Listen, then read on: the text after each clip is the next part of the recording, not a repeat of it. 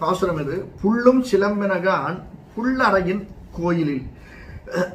புள்ளும் சிலம்பினகான் அப்படின்னா நம்மளுக்கு தெரியும், பறவைகள் சப்திக்கின்றன. பறவைகள் சப்திக்கின்றன அப்படின்னா பறவைகளுக்கு தலைவனான கருடன் எழுந்து வந்துட்டார், கருடன் எழுந்தருடுகிறார் அப்படிங்கிறாராம்.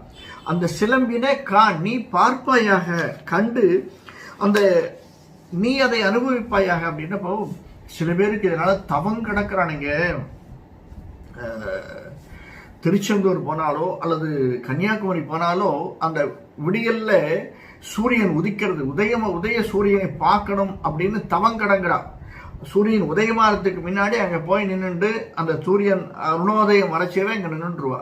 நின்றுட்டு அந்த சூரியன் உதயத்தை பார்க்கணும் அப்படின்னு ஒரு ஆசை. அந்த மாதிரி நீ எழுந்துரு. எந்த சப்தங்கள் கேட்கறது, சப்தங்களை பற்றி நம்ம விரிவாக இன்னொரு பாசுரத்தில் பார்க்கலாம்.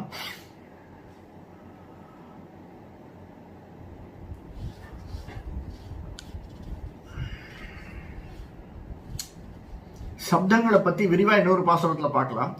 அந்த சப்தங்கள் என்னென்ன இருக்கு, என்ன காத்தா 3:30 மணிக்கு ஒரு சப்தம் வரும், 4:30 மணிக்கு ஒரு சப்தம் வரும், 5:30 மணிக்கு ஒரு சப்தம் வரும், 6 மணிக்கு ஒரு சப்தம் வரும், அருணோதயத்தில் ஒரு சப்தம் வரும். இப்படியெல்லாம் இருக்கக்கூடிய அந்த சப்தங்களை நாம எப்படி அனுபவிக்கிறோம் அப்படிங்கிறது.